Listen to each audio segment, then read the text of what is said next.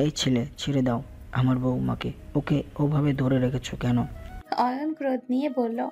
ছেড়ে দে ছবিকে। দেখ মিহির, বেশি বাড়াবাড়ি করিস না। মিহির বিশ্রী হাসি দিয়ে বলল, কি ভেবেছিলি আমার উপর পরিকল্পনা করে তুই জিতে যাবি? আজ এই আসরে ছবির সাথে বিয়ে হবে আমার।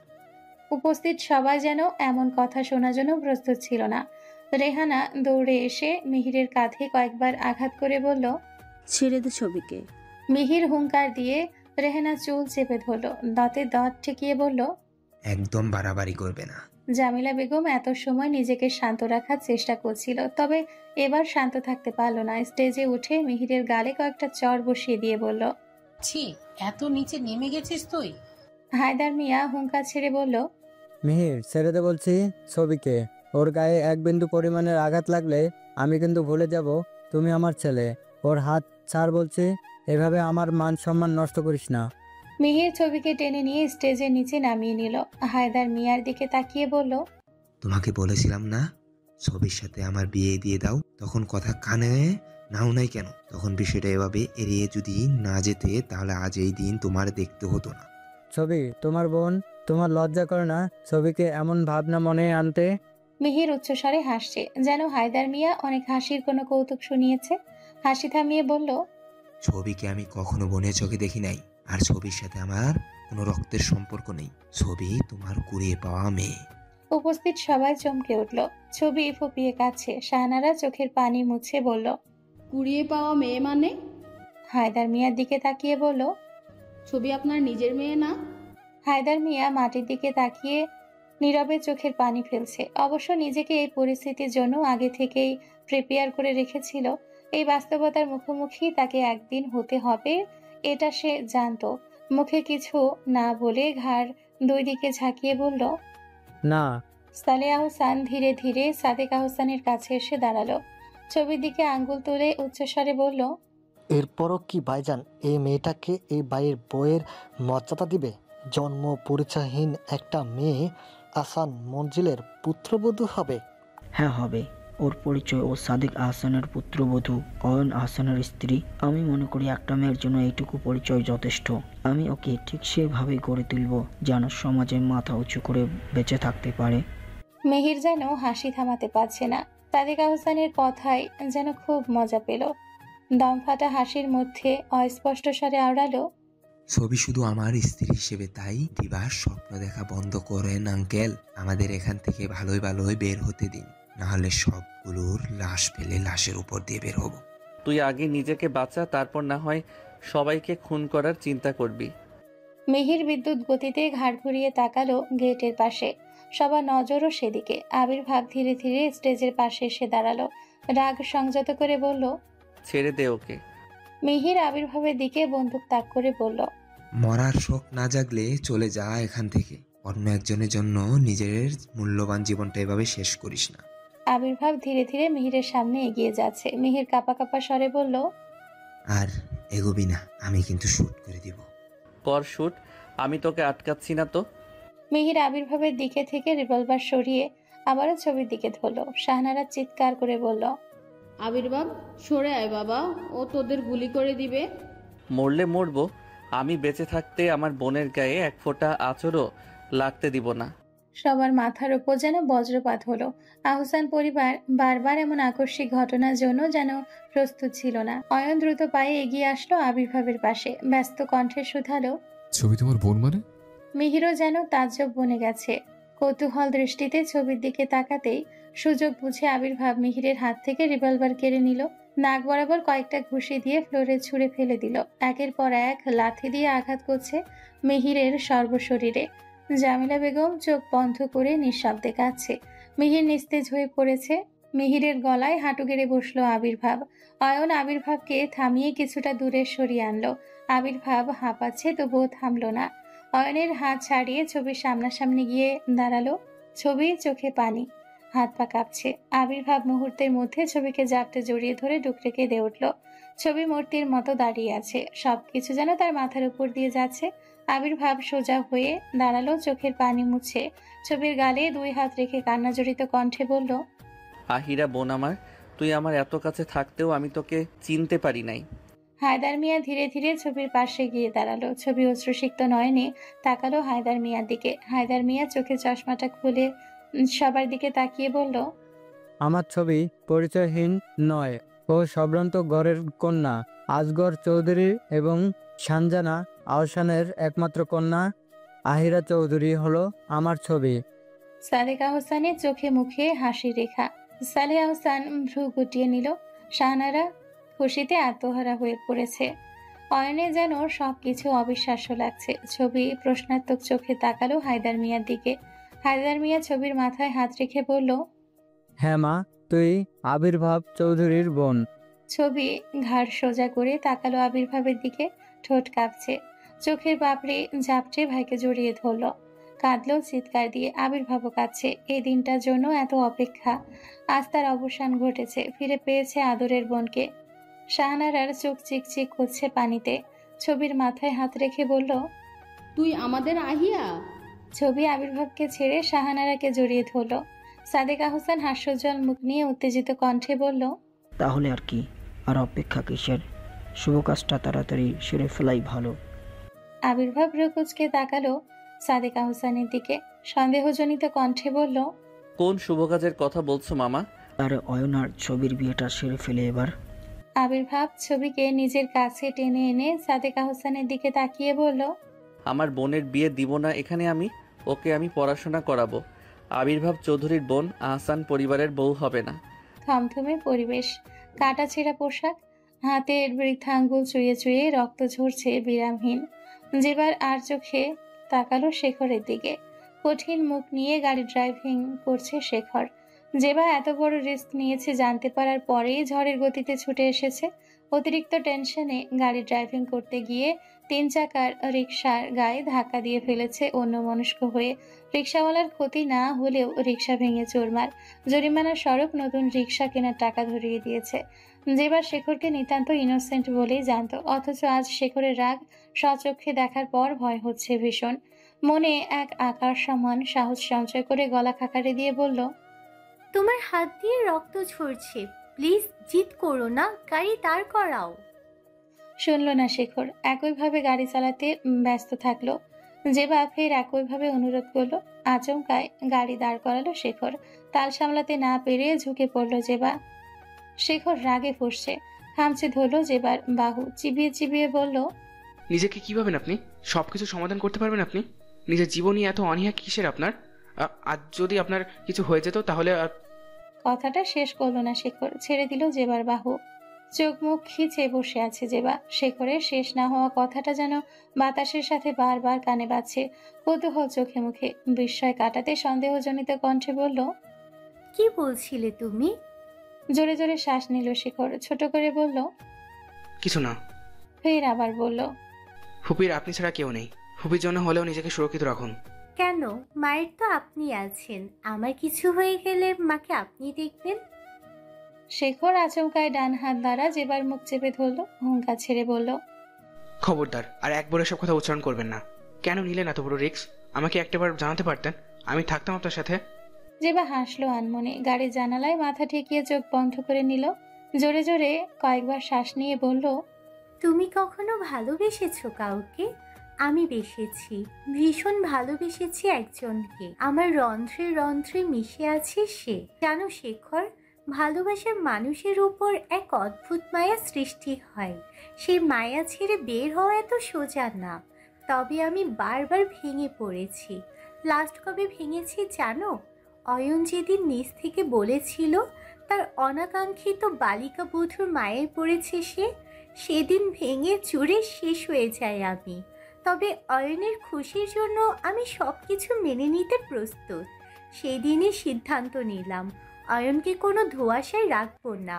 মিহিরের মুখোশ সেদিন ওর সামনে উন্মোচন করি। ওকে হাতে নাতে ধরার জন্য প্ল্যানটাও আমি সাজাই। যদিও অয়ন আমার লাইফ রিস্ক আছে এমন প্ল্যানে সম্মতি দেয় নাই কখনো, তবে আমি তো ছেড়ে দেওয়ার পাত্রী না, হাল ছাড়ি না। এক প্রকার জোর করে রাজি করায় অয়নকে। শেখর তাকালো যেবার দিকে। যেবা কাঁদছে, চোখ বেয়ে অশ্রু ঝরছে অবিরত।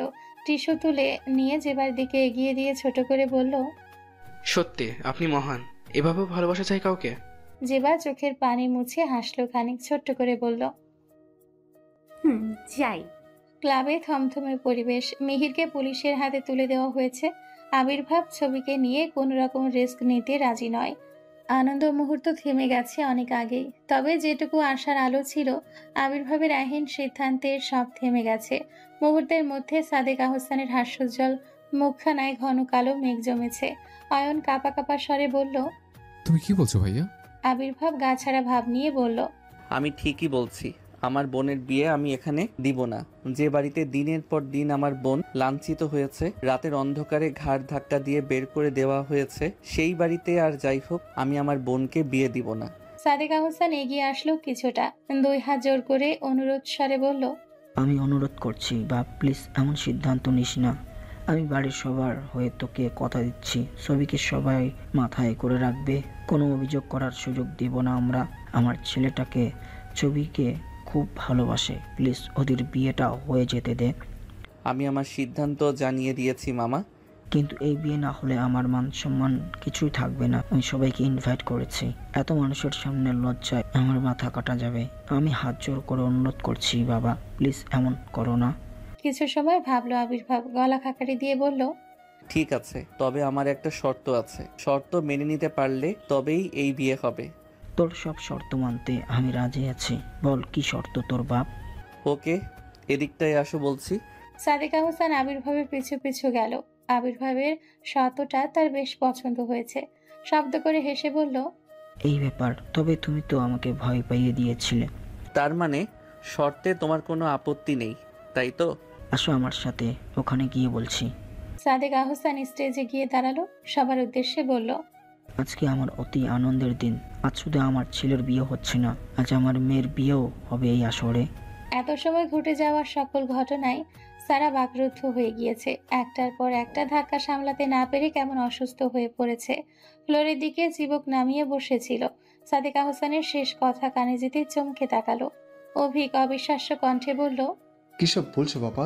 তোমার মাথা খারাপ হয়ে গেছে নাকি? বনুর বিয়ে মানে কি? আর পাত্রটাকে? সাদেক আহসান আবির্ভাবের দিকে একবার তাকিয়ে নিয়ে বলল, আবির্ভাবের সাথে। সারা এবার চেয়ার ছেড়ে উঠে দাঁড়ালো। মাথা ঘুরছে কেমন। বাবার শেষ কথাটা কানে বাজছে বারংবার। হুঙ্কার ছেড়ে রুদ্ধ কণ্ঠে বলল, অসম্ভব, আমি এই লোকটাকে বিয়ে করব না। বাবা প্লিজ, তুমি আমাকে এই লোকটাকে বিয়ে করতে বলবে না। অয়ন বোনের মুখে এমন কথা শুনে অবিশ্বাস্য চোখে তাকালো। সারার 2 কাঁধে হাত রেখে বলল, ভাইয়া বকা দিয়েছে জন্য এখনো রাগ পুষে রেখেছিস? বাদ দে, তখন হয়তো ভাইয়ের মুড অফ ছিল। আমি বাবাকে গিয়ে বলছি তুই বিয়েতে রাজি। ভাইয়া, সামান্য রাগ দেখানো নিয়ে আমি এভাবে রিয়েক্ট কখনোই করতাম না। এটা অন্য বিষয়। তুমি প্লিজ আমাকে বিয়ে করতে বলো না। এত অভিমান করতে হয় না বোনো, ভাইয়া কতটা অসাধারণ মানুষ সেটা আমি জানি না বুঝি। অয়ন আর সারা কথা শুনল না, ছুটল সাদেক আহসানের দিকে। স্টেজের এক কোণায় দাঁড়িয়ে আছে রেহান। বুকের মধ্যে কেমন দুমড়ে মুচড়ে যাচ্ছে তার। সাদেক আহসান এমন সিদ্ধান্ত নেওয়াটা যেন ঠাউর করতে পারছে না। এখন কি করবে সে? সারাকে নিজের চোখের সামনে অন্য কারো হয়ে যাওয়াটা যেন মেনে নিতে পারবে না। ঘাড় ঘুরিয়ে রাহাত আহসানকে চোখে পড়তেই ছুটে গেল বাবার কাছে। রাহাত আহসান রেহানের হাত ধরে বলল, জানিস, আমার আপার খুব ইচ্ছে ছিল সাহারকে পুত্রবধূ করে ঘরে তুলবে। আজ আপা নেই তো কি হয়েছে, আপার ইচ্ছাটা তো পূরণ হয়েছে। আমি আজ অনেক খুশি। সারাকে আর অভিভাবককে খুব মানাবে, তাই না? রেহান বুকের ভেতরে বয়ে যাওয়া ঝড়টাকে আর বাইরে বের হতে দিল না। বাবার খুশিটাকে নষ্ট করে দেওয়ার ইচ্ছেটাও হলো না। চোখের পানি আড়াল করে মুখে হাসি রেখে বলল, খুব মানাবে। ছবিকে আর সারাকে পাশাপাশি বসানো হয়েছে। সারা এই বিয়েতে রাজি নয়। সাদেক আহসান আর শাহানারার ইমোশনাল কিছু কথার জন্য বাধ্য হয়ে বিয়ের পেড়িতে বসতে হয়েছে। অভিক নিচে দাঁড়িয়ে হাত কচলাচ্ছে। রাগে সারা শরীর জ্বলে পড়ে যাচ্ছে। একমাত্র বোনকে আবির্ভাবের সাথে বিয়ে দিতে কিছুতেই রাজি নয় সে। কাজী সাহেব বিয়ে পড়ানো শুরু করেছে।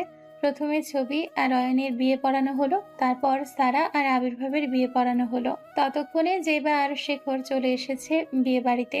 কাজী সাহেব বসলো আবির্ভাবের পাশে। আবির্ভাবের পরনে ব্লেজার দেখে চোখ মুখ কুঁচকে তাকালো, খানিক হেসে বলল, বাবা মাথায় আপাতত টুপি পরে নাও, এভাবে তো বিয়ে হয় না।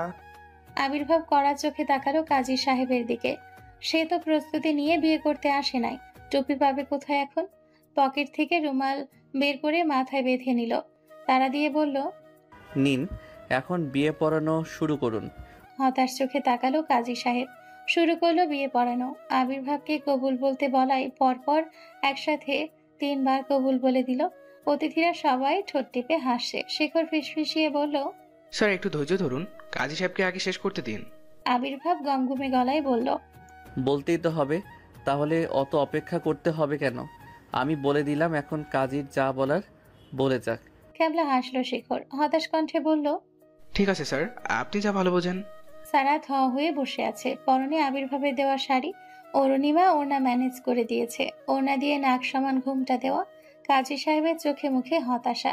টানা 20 মিনিট একইভাবে বসে আছে। সারার মুখ দিয়ে কাঙ্ক্ষিত শব্দটি এখনো বের হয়নি। আবির্ভাব হাতের ইশারায় কাছে ডাকলো শেখরকে। ফিসফিসিয়ে বলল, শেখর, শোরুম থেকে নতুন গাড়ি আনার ব্যবস্থা করো ফার্স্ট। আর হ্যাঁ, অবশ্যই ফুল দিয়ে সাজানো থাকে যেন। আমার বউকে নিয়ে বাড়ি ফিরতে হবে তো। শেখর ঠোঁট টিপে হাসলো খানিক। ফিসফিসিয়ে বলল, স্যার আপনার বউ এখনো আপনাকে বিবাহ করে নাই, আপাতত বিয়ে নিয়ে ভাবুন, পরে না হয় গাড়ি আনা যাবে। চোখ পাকালো আবির্ভাব। দাঁতে দাঁত চেপে বলল, শেখরের বাচ্চা, মেয়েদের এটা জন্মগত স্বভাব। প্রেমিকের সাথে পালিয়ে গিয়ে বিয়ে করতে বসলে ও এমন ভং ধরে বসে থাকে। তোমাকে যা বললাম সেটা করো। ঠিক আছে স্যার। অরুণিমা সারার বাহুতে গোতা দিয়ে বলল, সারা বলে দাও না, দেখো সবাই তাকিয়ে আছে এদিকে, বাবা টেনশন করছে। আর অপেক্ষা করিও না প্লিজ, এখন বলে দাও। তারা ঘাড় ঘুরিয়ে তাকালো একবার সাদিকা হোসেনের দিকে, ফের ঘাড় সোজা করে চোখ বন্ধ করে নিল। কাঙ্ক্ষিত শব্দটি বলেই দম বন্ধ করে নিল। উপস্থিত সবার মুখে হাসি। আবির্ভাবও বেশ খুশি। সাইমা রাগে ফুঁসছে। রাশেদের দিকে অগ্নি দৃষ্টিতে তাকিয়ে রুদ্র কণ্ঠে বলল, আমি খুন করে ফেলবো সবাইকে। আপনাদের অপেক্ষায় থেকে আমি সব হারালাম। বলছিলাম না আমাকে আমার মতো কাজ করতে দেন? খুব তো বড় মুখ করে বলেছিলেন বিয়ে আটকে দেবেন, তাহলে কেন পারলেন না? ওই শালি চোখ নিচে নামা, কারে চাক রঙাস। তোর ভাই প্ল্যানিংয়ে ফেল করে আমি না, তোরা সব কয়টা ভাই বোন অকর্মার ঢেকি। তোর ভাইয়ের মতো যদি সরকারি গেস্ট হাউসে যেতে না চাস তাহলে চুপ কইরা থাক। ওই শালা আবির্ভাব গভীর পানির মাছ, ওরে টেক্কা দেওয়ানোর জায়গা বড়সড় ছক কষতে হবে, এজন্য অনেক ভাবতে হবে। এখন আর ছক কষে কি হবে? অয়নার ছবি তো বিয়ে হয়ে গেছে। তো কি হয়েছে? বিচ্ছেদ হতে কতক্ষণ? এখন পোলা মানুষের বিয়ে 10টা হলেও সমস্যা নেই। তুই খালি ধৈর্য ধর। তোরে কইছি না অয়ন তোর হবে, তোরই হবে, খালি অপেক্ষা কর একটু। আর যদি না হয় আমি সব কিছু ধ্বংস করে দেব, মেরে ফেলবো সব কয়টাকে। সরসালি, চোখের সামনে থেকে চ্যাং মাছের মতো লাফাস কেন? সাইমা রাগে গজ গজ করছে। থপথপে পায়ে স্থান ত্যাগ করলো। আবির্ভাব বোনকে বুকে জড়িয়ে বসে আছে। এমন ভাবে আগলে নিয়েছে যেন ছেড়ে দিলে আবার হারিয়ে যাবে। পাশে চেয়ারে বসে আছে অয়ন। সারা একটু দূরে বসেছে। অয়ন বোনের মেজাজ বোঝার চেষ্টা করছে। অতিরিক্ত কষ্ট পেলে বা অতিরিক্ত রেগে গেলে সারা একদম চুপ হয়ে যায়। আজ তেমনটাই হচ্ছে। ইচ্ছের বিরুদ্ধে বিয়ে দেওয়া হয়েছে, সেখানে তো চেঁচামেচি কান্নাকাটি করে বাড়ি মাথায় তোলার কথা ছিল, অথচ সেটা না করে কেমন চুপচাপ হয়ে গেছে। অয়নের বুকের মধ্যে কেমন ধক করে উঠল। বিড়বিড় করে আওড়ালো, বনু কি কোনো কারণে খুব বেশি কষ্ট পেয়েছে? সুখী হবে তো এই বিয়েতে। আবির্ভাব বোনের মাথায় হাত বুলিয়ে আদর করছে। অরুণিমা ধীরে ধীরে আবির্ভাবের পাশে গিয়ে দাঁড়ালো। মৃদু কণ্ঠে ডাক দিল, ভাইয়া রাত হয়েছে, বিদায়ের সময় হয়ে যাচ্ছে, এবার তো বিদায় নিতে হবে সবাইকে। আবির্ভাব সোজা হয়ে নড়ে চড়ে বসলো। বোনের দিকে অশ্রুসিক্ত নয়নে তাকালো। ছবি তখনও ভাইয়ের বুকে মাথা গুজে বসে আছে। শাহানারাও চলে এসেছে পাশে। ছবির মাথায় হাত রেখে মৃদু কণ্ঠে ডাক দিল, মারে ওঠ, রাত হয়ে গিয়েছে। ছবি সোজা হয়ে উঠে বসলো। আবির্ভাবের দিকে তাকালো। আবির্ভাবের হাতে হাত রেখে বলল, তুমি চলে যাবে আমাকে ছেড়ে ভাইয়া? আবির্ভাব মৃদু হেসে ছবির মাথায় হাত রেখে বলল, কাল সকালে আবার নিয়ে আসবো। সারা বেঁকে বসেছে। কিছুতেই আবির্ভাবের সাথে যেতে রাজি না।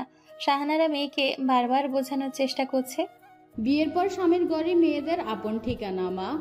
তোর যে বিয়ে হয়ে গেছে, এমন করে না যা মা। বাড়ির সবাই ব্যর্থ। সারা কারো কথা শুনতে রাজি নয়। বিয়ে ইচ্ছের বিরুদ্ধে হয়েছে, কিন্তু ইচ্ছের বিরুদ্ধে ও বাড়িতে পাঠালে উল্টাপাল্টা কিছু করে বসবে। সাদেকা হোসেন আর মুখের উপর কিছু বলে নাই। মেয়ে তার বরাবরই জেদি, এক কথার মানুষ। জোর করে পাঠানো উচিত হবে না। ধীরে ধীরে আবির্ভাবের পাশে দাঁড়ালো। গলা খাকারি দিয়ে বলল, তারা তো রাজি হচ্ছে না ওখানে যেতে। বিয়েটা হুট করে হয়েছে, ও সামলে নিতে পারে নাই, এখনও নিজেকে। আমার মনে হয় ওকে একটু সময় দেওয়া উচিত। আবির্ভাব রুকুজকে তাকালো। সাদিকা হোসেনের সাথে কোনো রকম বাক্য খরচ না করে ধীরে ধীরে সারার পাশে গিয়ে দাঁড়ালো। তারা আবির্ভাবের উপস্থিতি বুঝতে পেরে সেখান থেকে চলে যাওয়ার জন্য পা বাড়াতে আবির্ভাব শক্ত করে সারার হাত চেপে ধরে বলল, আমার সাথে যেতে সমস্যা কি আপনার? তারা সরু চোখে তাকালো আবির্ভাবের দিকে। রুদ্ধ কণ্ঠে দাঁতে দাঁত চেপে বলল, হ্যাঁ ছাড়ুন আমার। যদি না ছাড়ি? আপনি আমার বিয়ে করা স্ত্রী, আপনার হাত ধরার সম্পূর্ণ অধিকার আছে আমার। সারা জোর খাটিয়ে হাত ছাড়িয়ে নিল, চিৎকার দিয়ে বলল, স্ত্রী? My food. কে আপনার স্ত্রী? I don't accept your as my husband as my husband. বিয়ে করছেন ব্ল্যাকমেল করে। কি ভেবেছেন সবকিছু জোর করে হয়ে যায়?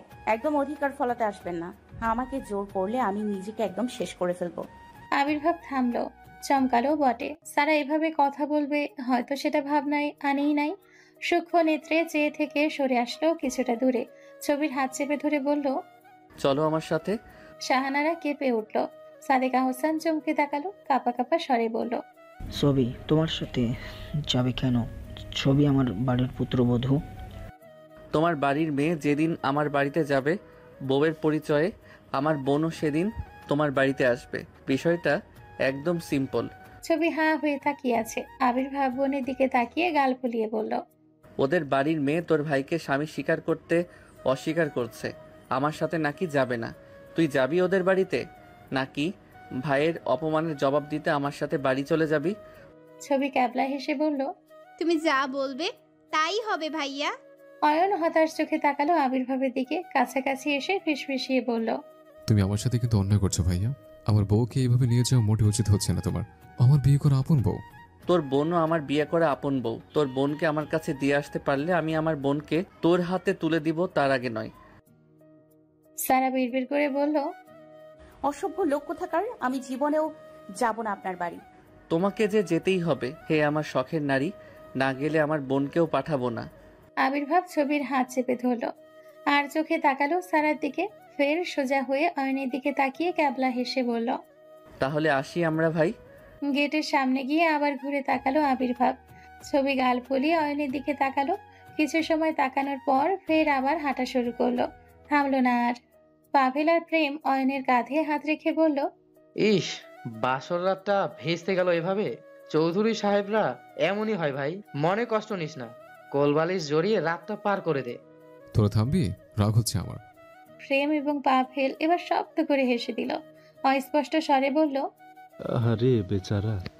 শহরে লাল নীল হরেক রকম আলো জ্বলছে।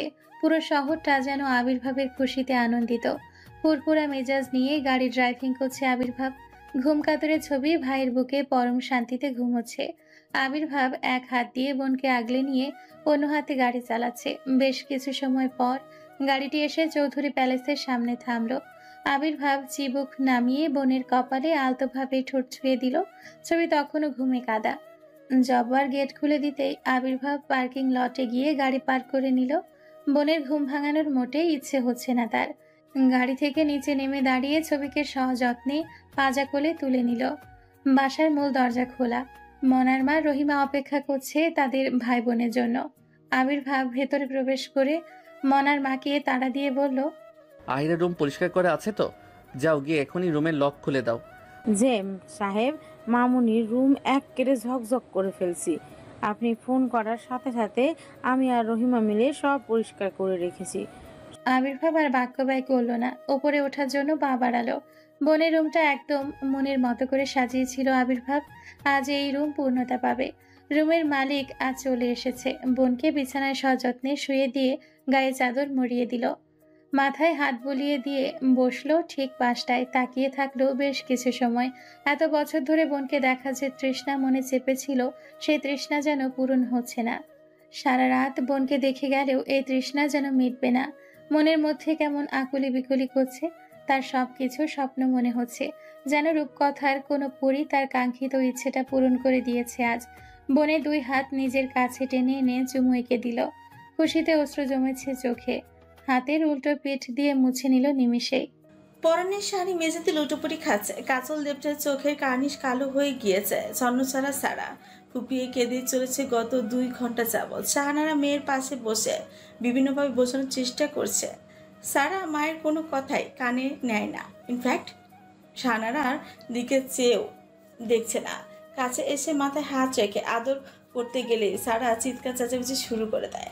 শাহানারা এক বুক কষ্ট আর হতাশা নিয়ে সারা রুম ত্যাগ করে। মাথায় সারাক্ষণ একটাই বিষয় ঘুরপাক খাচ্ছে। মানুষ কিভাবে এতটা ভয়ঙ্কর হতে পারে? বাবার বয়সে একজন অসহায় লোককে এতবার আঘাত করে ক্ষান্ত করে না, শেষে কিনা মাথাটাই।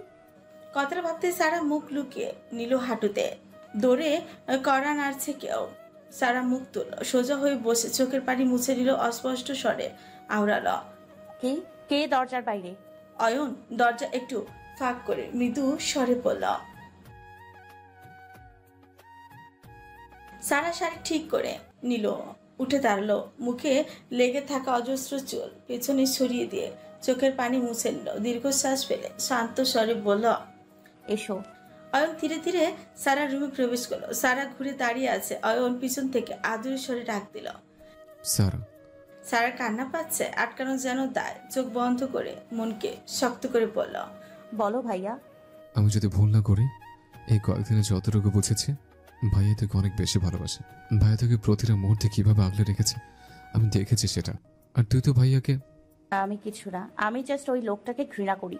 ওনার প্রতি আমার এক আকাশ সমান ঘৃণা। দয়া করে ওনার নামও নেবে না আমার সামনে। আমি ওনার নামও শুনতে চাই না। সব তো ঠিক ছিল, হঠাৎ কি এমন হলো যে ভাইয়া তোর চোখে এতটা ঘৃণার পাত্র হয়ে গেল? তুমি ওই লোকটার কথা বলা বন্ধ করবে না, তাই তো? দেখ, তোদের বিয়ে হয়ে গেছে, বিয়েটা ছেলে খেলেন না। আমাকে বল, তোর সমস্যাটা কোথায়? আবির্ভাব চৌধুরী মানুষটাই আমার সমস্যা। ওনাকে নিয়ে আমি আর কোনো রকম আলোচনা করতে চাই না। তুমি যদি এটা কন্টিনিউ করতে চাও তাহলে আমি বের হয়ে যাচ্ছি রুম থেকে। অয়ন বিস্মিত দৃষ্টিতে তাকালো সারার দিকে। আবির্ভাবের প্রতি শুধু অভিমান না, সারার চোখে স্পষ্ট বোঝা যাচ্ছে আবির্ভাবের জন্য এক আকাশ সম ঘৃণা। অয়ন থমকালো, কাপা কাপা স্বরে বলল, তুই রেস্ট কর, যাই হয়ে যাক না কেন সবকিছুর সমাধান হয়ে যাবে। এটা ভেবে রাতের ঘুম নষ্ট করিস না। সারা মুখ ঘুরিয়ে দাঁড়িয়ে আছে। অয়ন রুম থেকে বের হওয়ার জন্য পা বাড়াতে সারা মৃদু স্বরে ডাকলো। অয়ন থমকে দাঁড়িয়ে ঘাড় ঘুরিয়ে প্রশ্নোত্তর চোখে তাকালো। সারা আমতা আমতা করে বলল, ভাইয়া আমার উপর রেগে আছো তুমি? অয়ন চোখ মুখ কুচকে নিল। সারার এমন হেয়ালি কথা যেন বুঝে উঠতে পারলো না। মৃদু কণ্ঠে শুধল, আমি আমার বোনের উপর কখনো রেগে থেকেছি, আজ হঠাৎ রেগে থাকবো কেন?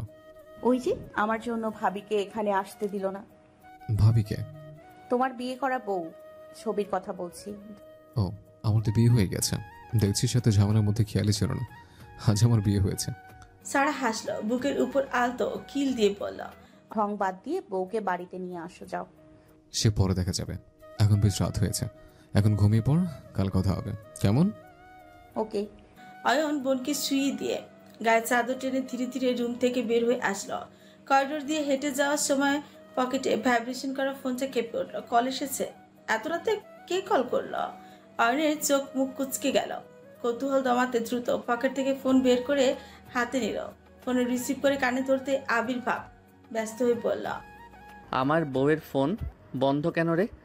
অয়ন কান থেকে ফোন সরিয়ে চোখের সামনে আনলো। নাম্বার চেক করে দেখলো বারংবার। না, আবির্ভাবই কল করেছে। মৃদু স্বরে বলল, তোমার বউকে? আর তার ফোন বন্ধ কেন আমি কি করে জানবো? তোদের দুই ভাই বোনের মাথারই কি তার ছেঁড়া? মামা মামুনির খেয়ে দে কাজ নাই, পাগল পয়দা করছে সব। একটু আগে তোর বোনের বিয়ে করলাম, ভুলে গেলি কিভাবে? অয়ন তৎক্ষণ সম্বিত ফিরে পেলেও চোখ এলিয়ে বলল, আসলে হঠাৎ হয়ে গেছে তো, এর জন্য ভুলে যাচ্ছে সব। সে তো জানি, চৌধুরী বাড়ির ছেলে মেয়ে তোদের বাড়ির জামাই বউ হয়েছে, খুশিতে একটু পাগল পাগল লাগবেই। অয়ন ফোন কান থেকে খানিকটা দূরে সরিয়ে বিড়বিড় করে বলল, হিটলার কোথাকার, আমার বউকে নিয়ে গিয়ে এখন রাত বেরাতে কল দিয়ে আমাকে থ্রেট করা হচ্ছে। ওসব হিটলার বলে লাভ নাই। এক হাতে তোর বোনকে দিয়ে যাবি, অন্য হাতে আমার বোনকে নিয়ে যাবি। তার আগে ভুলেও আমার বোনের দিকে তাকানোর চেষ্টা করবি না। অয়ন চমকালো খানিক। ফোন তো একা দূরে ছিল, মনের কথা বুঝলো কি করে? ক্যাবলা হেসে মিষ্টি কণ্ঠে বলল, আচ্ছা আসতে না দাও, একটু কথাতে বলতে দাও। ফোনটা একটু ওর কাছে দাও না, প্রমিস 1 মিনিট কথা বলবো শুধু। হবে না, আগে তোর বোনের সাথে আমার কথা বলা, তারপর ভেবে দেখবো। স্যারের মাথা ব্যথা প্রচুর, মাত্র কি ঘুম পাড়িয়ে দিয়ে বাইরে আসলাম, এখন ডাকলে আর মাথা ব্যথা করবে ভাইয়া। আবির্ভাব দমে গেল, চিন্তিত কণ্ঠে শুধল, কি হয়েছে? ওর সব ঠিক আছে তো? হুম, ঠিক আছে। এমনি একটু মাথা ব্যথা শুধু। আমি একটু দেখতে চাই। আসি প্লিজ। যদি বুঝতে পারে? বুঝবে না, শুধু দেখেই চলে আসবো। ঠিক আছে, তাহলে আমাকেও আমার বউর সাথে একটু দেখা করতে দাও। একদম না, আমার বোনের দিকে একদম নজর দিবি না। তাহলে আমি দিব না দেখা করিয়া। আমার বোনের ধারে কাছে আসবে না তুমি।